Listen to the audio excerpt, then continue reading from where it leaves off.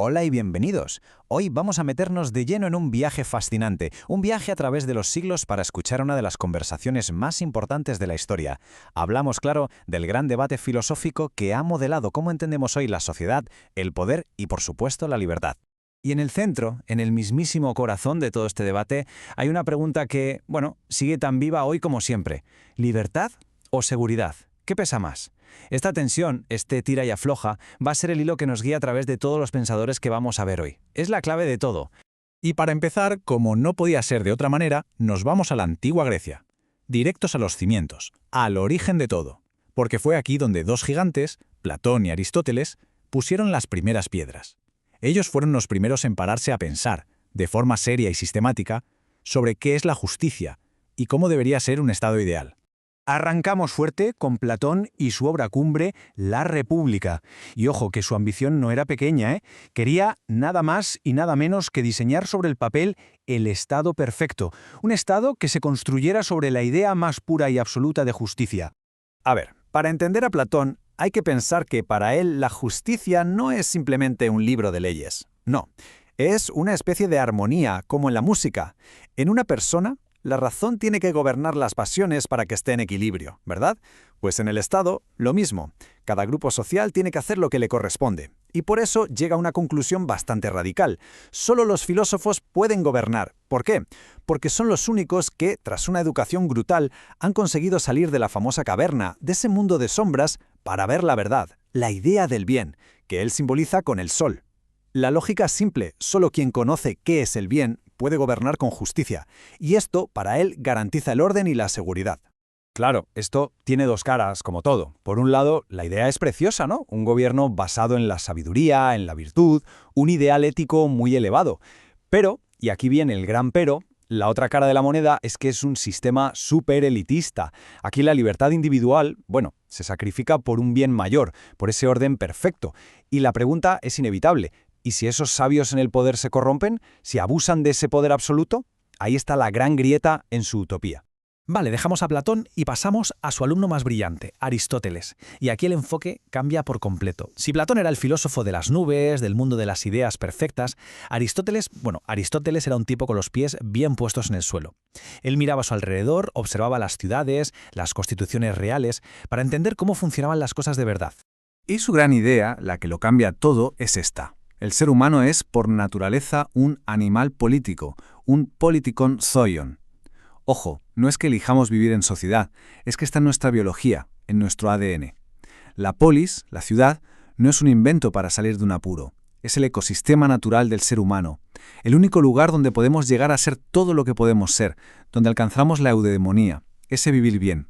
Para Aristóteles, la libertad de verdad solo existe dentro de la comunidad, con la seguridad y la estructura que ésta te da. Su idea es potentísima, es la base para entender que la política debería buscar el bien común. Pero claro, también tiene un lado muy, muy oscuro, y es que esta misma lógica de lo natural le lleva a justificar algo tan terrible como la esclavitud. Su argumento era que, igual que unos nacen para liderar, otros por naturaleza nacen para obedecer, una idea que lógicamente ha sido y es profundamente problemática. Damos ahora un salto enorme en el tiempo. Nos plantamos en una época donde los filósofos empiezan a poner en duda todo esto de que el Estado es natural. Y lanzan una idea que fue una auténtica bomba. El Estado no es algo que surja de forma espontánea. No. Es un pacto, un contrato social, un acuerdo que hacemos entre todos. El primero en desarrollar esta idea a fondo es Thomas Hobbes. Y su punto de partida es bastante pesimista. Se imagina cómo sería la vida sin gobierno, lo que él llama el estado de naturaleza, y lo describe como un auténtico caos, una guerra de todos contra todos. Una vida, dice él, solitaria, pobre, desagradable, brutal y corta. Un panorama desolador. La solución, pues según Hobbes, hacemos un pacto. Renunciamos a toda nuestra libertad y se la entregamos a un poder absoluto, a un soberano que él llama el Leviatán. ¿A cambio de qué? De una sola cosa: seguridad, paz. El trato es claro. Tu libertad a cambio de no matarnos los unos a los otros. Pero entonces llega John Locke y le da la vuelta a la tortilla.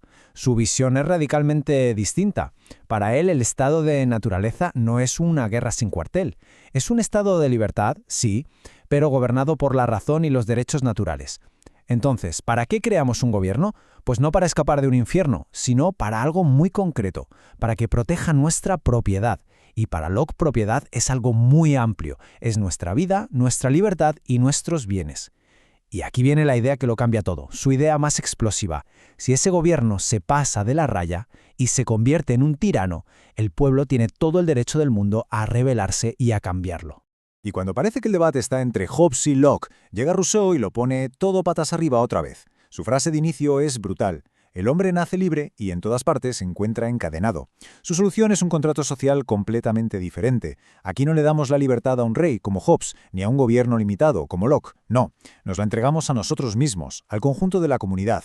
Y al obedecer lo que él llama la voluntad general, que no es la suma de los caprichos de cada uno, sino el interés común, en realidad nos estamos obedeciendo a nosotros mismos. Somos súbditos de la ley, pero a la vez somos los soberanos que la crean. Así es como, según él, permanecemos libres.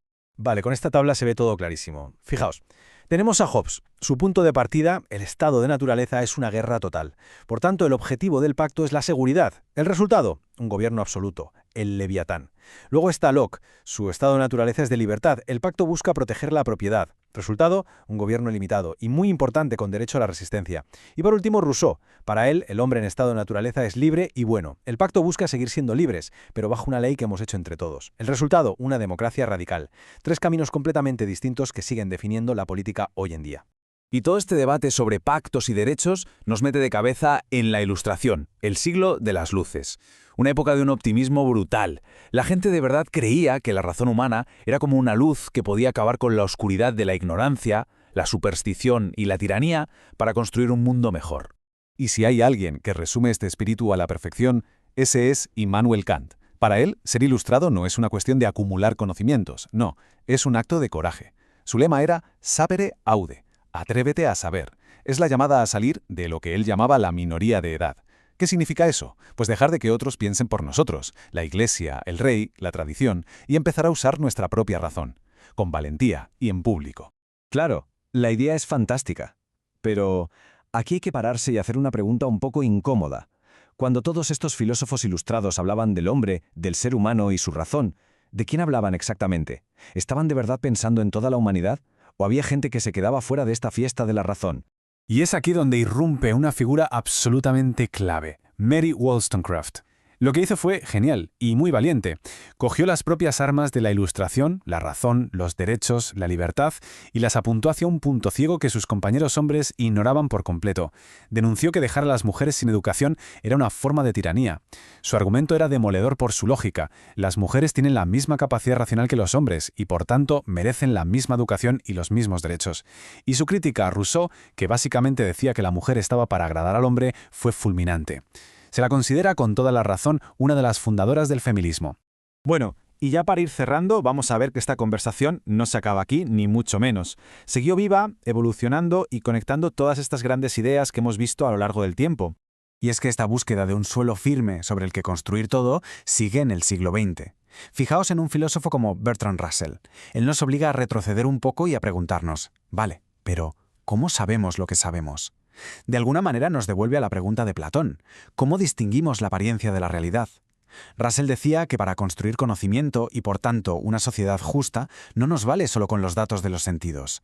Necesitamos conceptos abstractos, universales, como él los llamaba, ideas como justicia o igualdad. Lo que demuestra es que la pregunta de fondo, ¿basamos nuestras sociedades en simples opiniones o en algo más profundo?, sigue ahí, latiendo con fuerza. Y este es el resumen de nuestro viaje visto en una línea de tiempo. Mirad qué recorrido. Empezamos en la antigua Grecia con Platón y Aristóteles, que nos dan las bases de la justicia. Saltamos al siglo XVII con Hobbes y Locke y el debate del contrato social que lo cambia todo. En el XVIII, Rousseau y Kant elevan las ideas de soberanía popular y de la razón con mayúsculas. Y fundamental, en ese mismo siglo, Wollstonecraft amplía el foco y exige que esos derechos sean para las mujeres. Finalmente, en el siglo XX, figuras como Russell siguen dándole vueltas a la base de todo. Una conversación que no ha parado en más de 2000 años. Y con esto llegamos al final, pero lo hacemos con una pregunta que se queda en el aire. Una pregunta para que pensemos. Hoy, cuando oímos hablar de derechos humanos, de los límites del poder, del equilibrio entre nuestra libertad y la seguridad de todos, ¿qué ideas de estos filósofos siguen vivas? ¿Cuáles de ellas gobiernan nuestro mundo sin que a veces ni nos demos cuenta? Porque, como hemos visto, esta conversación está lejos, muy lejos, de haber terminado.